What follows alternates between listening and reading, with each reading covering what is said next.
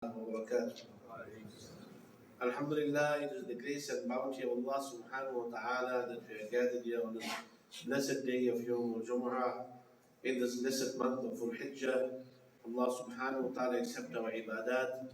Allah subhanahu wa ta'ala shower us with His divine mercy, His compassion, His grace, inshaAllah. My respected elders, I've been asked by my respected cousin, Muhtaram Hafiz Fuzail subhanahu wa ta'ala, to address you. Allah subhanahu wa ta'ala grant him and his father long life, full of piety and taqwa, and Allah subhanahu wa ta'ala grant his father shifa kamil, inshaAllah. According to prophetic tradition, and according to the ahadith of Muhammad Rasulullah sallallahu alayhi wa alihi wa sallam, the average lifespan of his ummah lies between 60 to 70 years old. That is the average and lifespan of the ummah of Muhammad Rasulullah sallallahu alayhi wa sallam's ummah.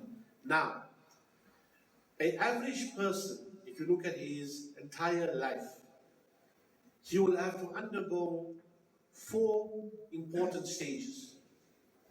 The first stage being childhood, from the time he exits the womb of his mother till he becomes baligh.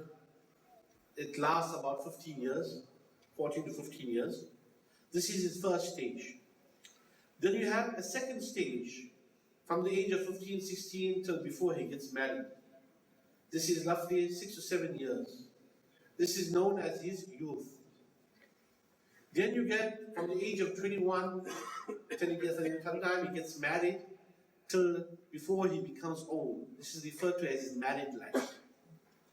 Then from the age of 40, 45 till he passes away, this is referred to as his shaykhuha, his old age. Now the average human being will undergo these 4 stages. Now, the most important of these 4 stages is not the 15 years of childhood till he becomes baligh. It's not even his marital stage by the time he becomes married, nor it is even his old age till Allah subhanahu wa ta'ala takes his life away. The most pivotal and important of those stages is at 6 to 7 years, which is known as his youth. Because from the time a person becomes baligh and becomes mature and reaches adulthood, then his outlook at life changes. A person in his youth becomes more enthusiastic, he becomes more youthful, more energetic.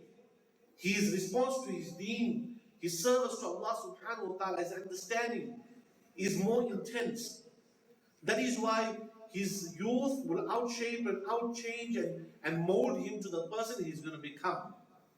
And for a Muslim, from the time Islam spread, and Nabi alayhi salatu wasalam was ordered by Allah subhanahu wa ta'ala to declare the wahdaniyah of Allah subhanahu wa ta'ala, Nabi alayhi salatu wasalam focused mainly on the youth.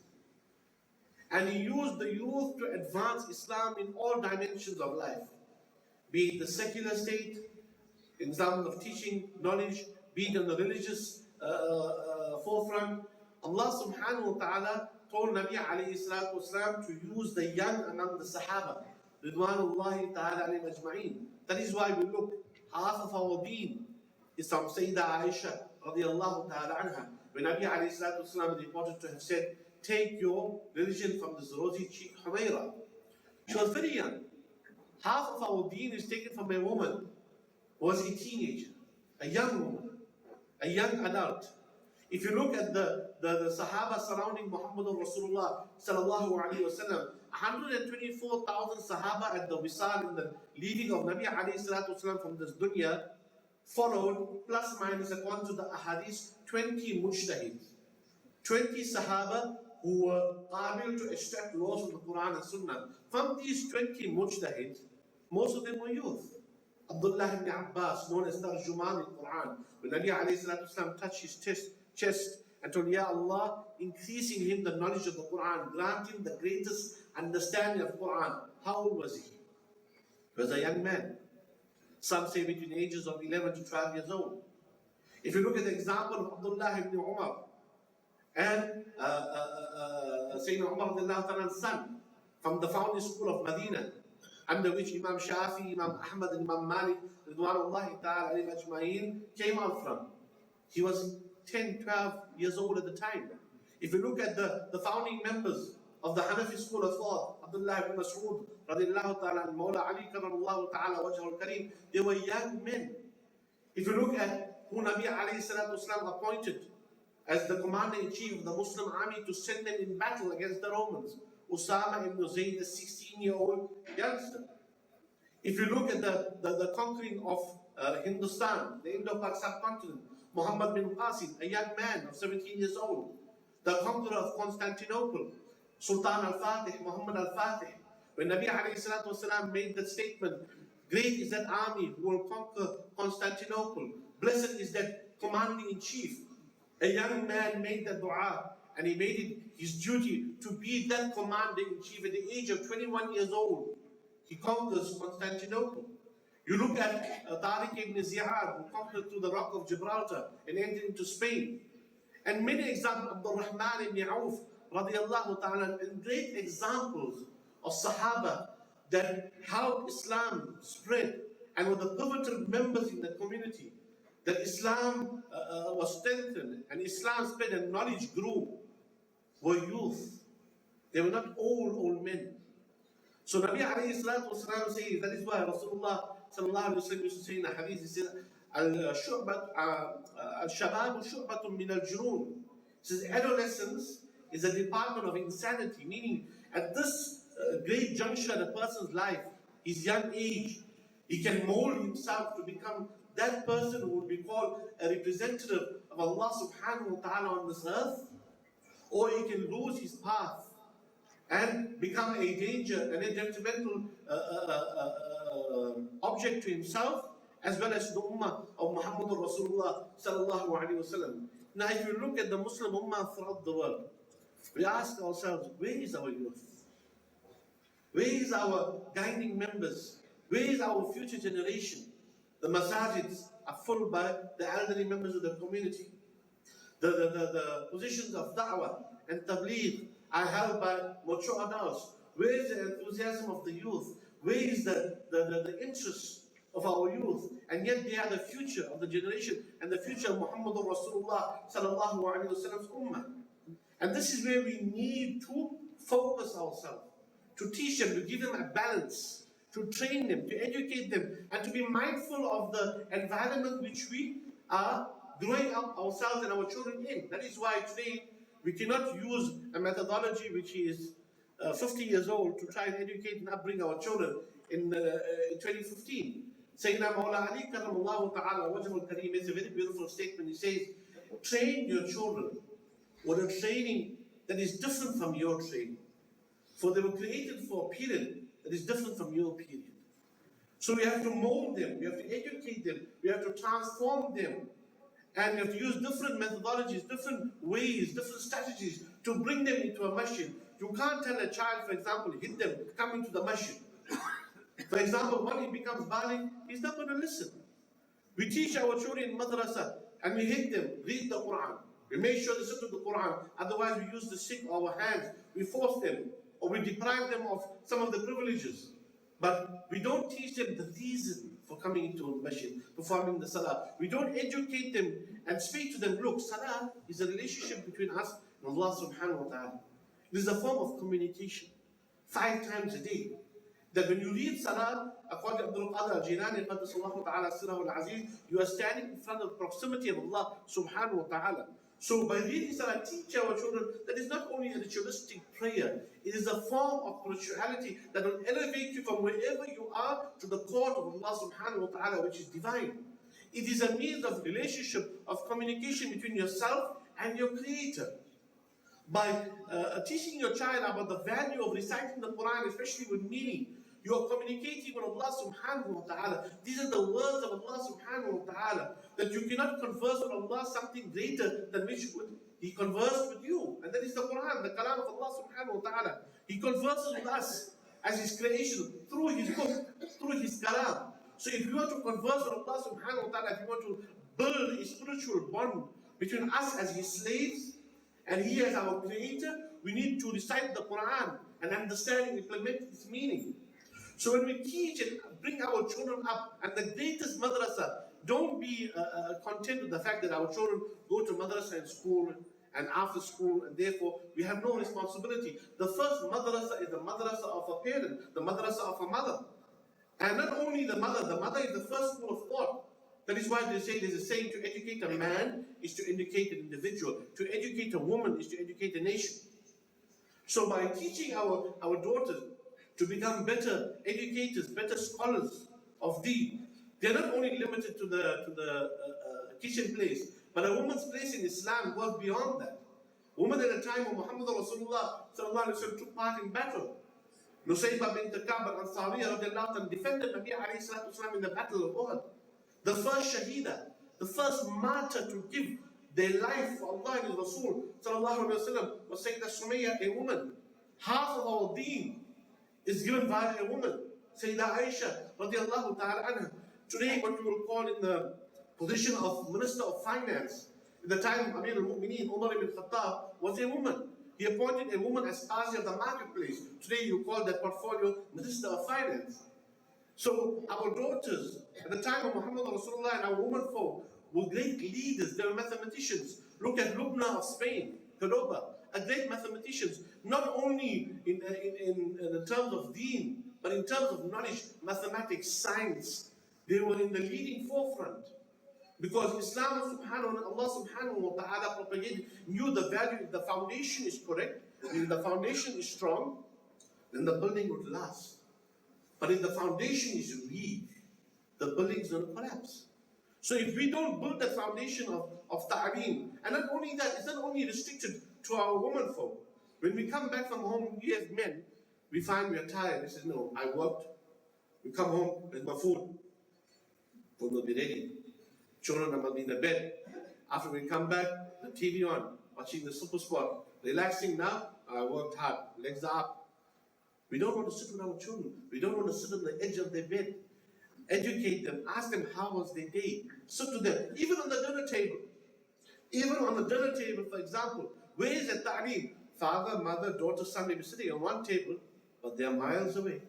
Father is on his phone, he's on social media. Son is on his phone, daughter is on her phone.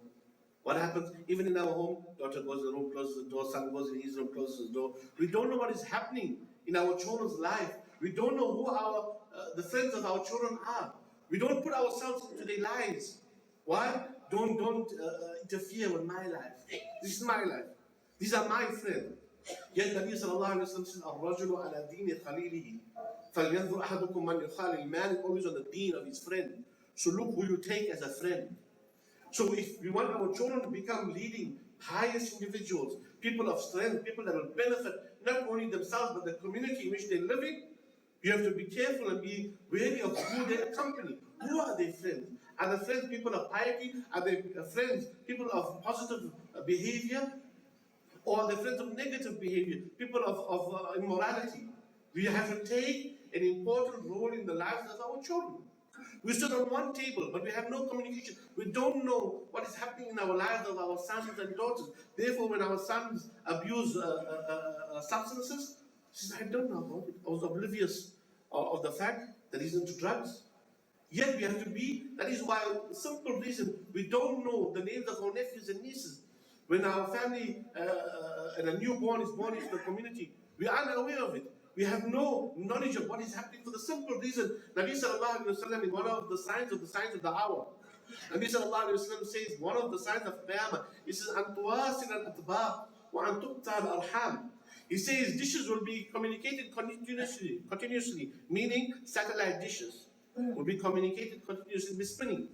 Whilst we are in our home, we are on the phone, we have the internet, we have the television, we are on social media, which is good in a way, it benefits us and benefits the Ummah. But because we are so engrossed with technology, تُقْطَعَ الْأَرْحَامِ, family ties are severed and broken.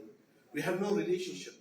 We don't know what is happening with our neighbors. We don't know what is happening in the Muslim community. We don't know what is happening to our brethren, to our siblings. We don't know the problem and the difficulties each and member of our family, even in the community, is undergoing. For the simple reason, we are so busy with technology and so busy not even worry about the community and the Ummah of Muhammad Rasulullah sallallahu alaihi wasallam. This is a sign of qiyamah. To such an extent that Nabi sallallahu alaihi wasallam says that تُعْرَضُ الْفِتَنَ عَلَى الْقُلُوبِ كَالْحَصِيرِ عُودًا عُودًا. One of the signs of qiyamah is that we don't have to go out. Fitna will be transferred and transferred into our heart sitting at home. This refers to kalhasi, like a mat, refers to the television set today. Why? If you look at everything that is wrong, from stealing, TV teaches us how to steal. When we see a brilliant bank heist in a movie, what a heist. You saw he planned it. Brilliant thinking. TV teaches us how to immortalize these heroes that break and steal. TV teaches us how to commit zina, how to go about not leave any trace on your phones, how to not any trace on your at home, how to go about it, how to pre-plan a hookup. All this kind of TV teaches us how to be vulgar and rude to our parents. So Nabi alayhi salatu wasalam says you don't even have to step foot outside your home. Just by your sitting inside your house, fitna will be transferred into your heart. So what happens to our youth? Our youth don't have to go home, they may be in our home. They're not going out. This is my child doesn't go around on weekends. He doesn't go to clubs. He may not go to clubs, but sitting in his house, sitting in his room with the technology, we don't know what he's going through, what he's practicing, who is he communicating with. So in order for our youth to become leaders and for Islam to prosper, we have to teach them at the basic level. Educate them, teach them the importance that Salah is more about ritualistic prayer. Salah and Islam, it covers every facet of human existence. It's about relationship with Allah subhanahu wa ta'ala, a relationship with Nabi sallallahu alayhi wa alihi wa sallam, relationship with our parents, relationship with our community members. And this is the importance of the youth in Islam today, which we are neglecting. If you look at the Islamic history, from the time of the Sahaba, ridwanullahi ta'ala alayhim ajma'in, the youth played pivotal roles.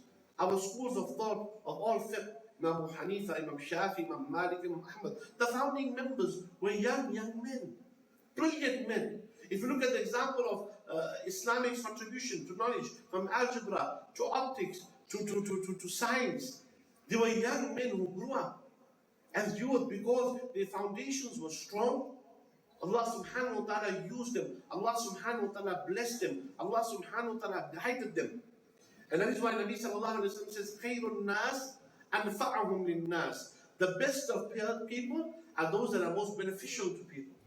And this is what Islam teaches us at that level, that we need to put our children on the right path. So one day when we close our eyes, they will also remember us. And through their efforts and through their service to the community and to the Ummah and to the world, we will benefit in the qabr as well.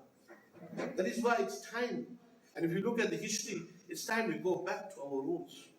If you look at the signs of Qiyamah, Nabi sallallahu alayhi wa sallam says, one of the major signs of Qiyamah, he says, أَنْ يَكُونَ الْوَلَدُ غَيْظًا. Children will become rebellious. If you look at it today, how true it is. Take away the cell phone of our children. Just take away the cell phone. You see the tantrums being thrown at home. You see chairs being thrown. You see language being used. You see vulgarity against parents. This is what you're doing. You're destroying my life. Right? We are so hooked. Children become rebellious. And this is a sign of Qiyamah. According to the hadith narrated on authority of Abdullah ibn Mas'ud, radiallahu ta'ala, Nabi alayhi salatu wasalam says, أَنْ يَكُونَ الْوَلَدُ غَيْظًا. He says, children will become rebellious in nature. They will become rude. They will not respect their parents. And if they cannot respect their parents, how they will respect Allah subhanahu wa ta'ala and fear Allah subhanahu wa ta'ala and respect Nabi sallallahu alayhi wa alihi wa sallam? You look at some of the signs of Qiyamah. Nabi sallallahu alayhi wa sallam says, أَن تُزَخْرِفَ الْمَحَارِيبُ وَأَن تُخَرِّبَ الْقُلُوبِ. It says masajids will be beautifully decorated and adorned. Throughout the world you go. Masajids are beautiful. But it says, تُخَرِّبَ الْقُلُوبِ. But the hearts will be empty. The hearts will be dirty. We teach our children and we teach ourselves to beautify our exterior and to beautify our outside. We don't need to beautify our inside, to beautify the heart. Yet Nabi sallallahu alayhi wa sallam says, if we beautify and we adorn our hearts, we will attain salvation in the dunya as well as in the akhirah. We look at some of the signs of Qiyamah. Nabi sallallahu alayhi wa sallam says, mu'amaratul nisa. He says there will be movements, so-called movements to liberate women.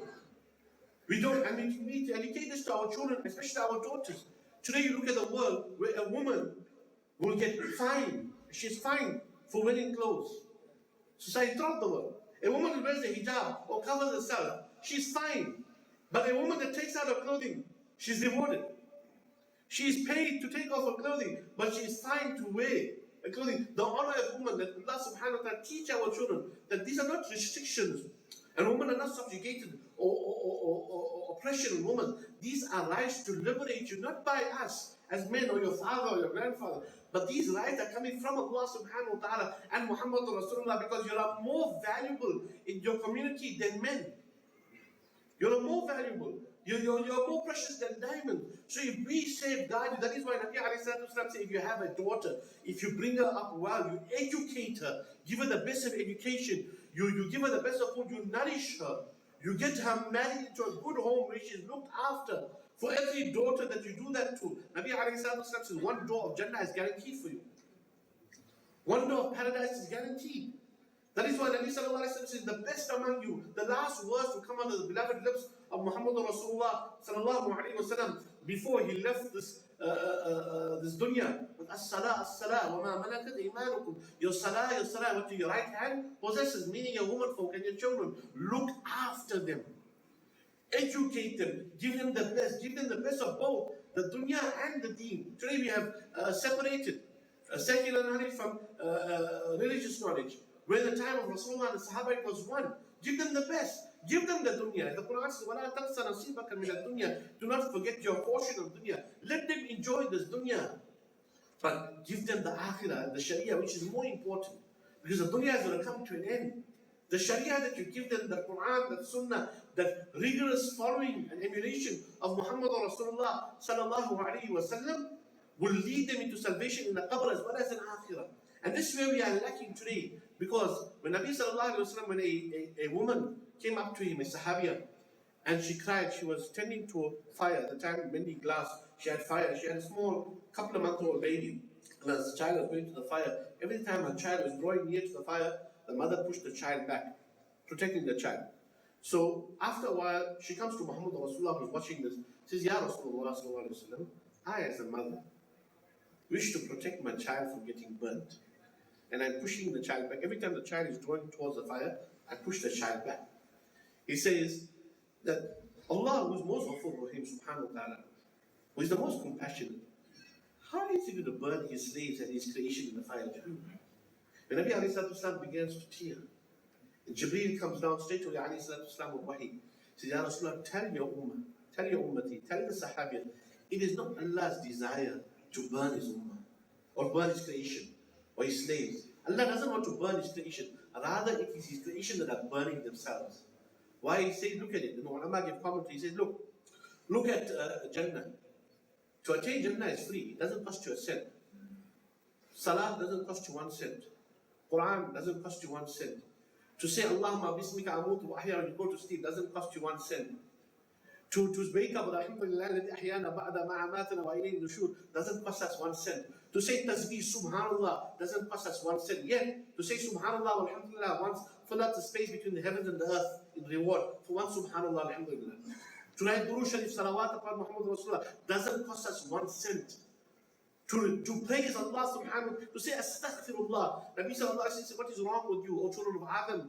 He says, wayhak. He says, ma da'utani wa rajawtani? غَفَرْتُ لَكَ عَلَى مَا كَانَ مِنْكَ وَلَا أُبَالِ. What is wrong with you? Ask me once to forgive you and I will forgive you. It's free. Jannah is free. The doors of Jannah are open. It doesn't cost us 1 cent. Jahannam, on the other hand, is very expensive. Everything that is haram, look at it.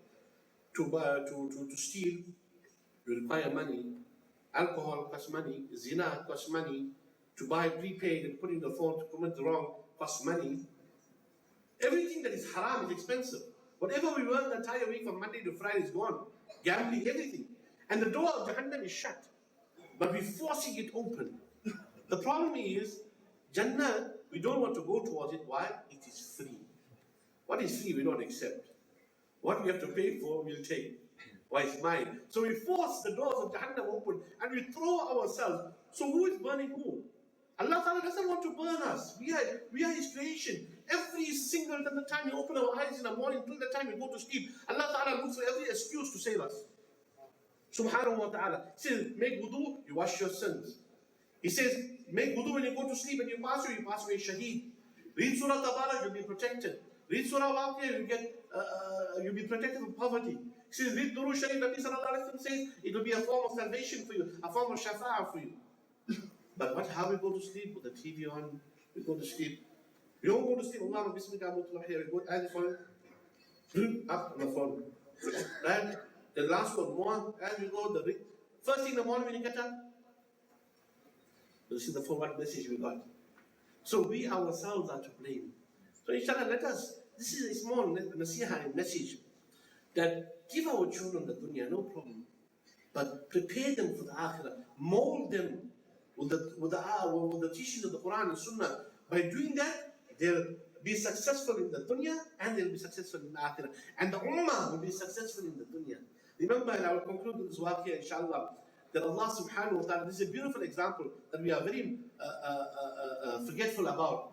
That we forget we have to return to Allah subhanahu wa ta'ala. And we are so engrossed, Imam Ghazali quotes this. He says the example is an example of a man. He's being chased by a lion in the jungle. And the lion is chasing him. And all of a sudden he sees a well. And he jumps into the well. And there's a rope there, so he hangs onto the rope. Right? And he holds tight onto the rope. When he looks up, the lion is there with his mouth open, so he can't climb up. When he looks down at the bottom of the well, he sees a great serpent with his mouth open. So he says if he falls, he will fall into the mouth of the serpent. If he climbs up the rope, he's going to be eaten by the lion. He holds on to the rope. Then he says, all of a sudden, two mouths come up from underneath him. One black and one white. They begin to nibble at the rope. And they're nibbling. So he's worried now. He's going to fall down. So all of a sudden, at the edge of the well, he sees a honeycomb. And he puts his finger into the honeycomb. And he takes out that honey. And he begins to taste it. And because of the sweetness of the honey, for that moment in time, he forgets about the lion.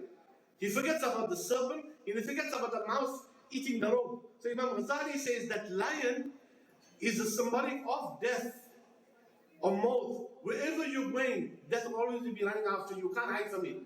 The lion symbolizes death. That serpent with his mouth open at the bottom of the well symbolizes the qabr. You're going to go one day. That rope that he's holding on to symbolizes life. We're holding on to, inshallah, I'm going to live long. From the time I go for Hajj, when I come back at the age of 40, then I'll become an Namazi. So we're holding on to the rope, we're going to live long. That mouse, that black and white mouse is your day and night, alternating, eating at our lifespan. Eating. Because whether it's today, tomorrow, it's eating. We 1 day less, 1 hour less. And that honeycomb is the dunya. So the moment we taste the dunya, while we're enjoying that honey, we forget about death, we forget about the qabr, we forget that day and night is eating at our lifespan. We're going to answer Allah subhanahu wa ta'ala. So we make dua to Allah subhanahu wa ta'ala, inshallah. Allah ta'ala guide us. Allah ta'ala forgive us. Allah ta'ala protect our youth, inshallah. Grant them the best of the dunya, grant them the best of deen. Give them education, knowledge in abundance. Allah ta'ala make them ulama in all fields. Make them masters of Quran, masters of Hadith, masters of fiqh, make them mathematicians, scientists, lawyers. Allah subhanahu wa ta'ala grant strength and nobility to the Ummah of Muhummed Rasulullah by his future generation. Inshallah, Allah ta'ala guide us and forgive us for ma'alina ila al-balagh. Wa akhiru da'wana, alhamdulillah. We are the Muslim Ummah. Alhamdulillah, 1 in 5 people in the world is a Muslim. But have we considered that 4 out of 5 people may die without Islam? 4 out of 5 may never get the chance to read the glorious Holy Quran. Become a lifetime partner with the Islamic Propagation Center International Dawah Quran Project and help bring real solutions to the 4 out of 5 people searching for answers. By sponsoring a Holy Quran, you give the gift of life, real life. IPCI, Dawah Quran Project. It's time to get involved. Call IPCI now. IPCI, encircling the globe with the message of Islam. أعوذ بالله من الشيطان الرجيم بسم الله الرحمن الرحيم نحمده ونصلي ونسلم على سيدنا ونبينا وحبيبنا وشفيعنا ومولانا محمد صلى الله تعالى عليه وسلم ورسوله النبي الأمين المكين الحنين الكريم الرؤوف الرحيم أما بعد فأعوذ بالله من الشيطان الرجيم بسم الله الرحمن الرحيم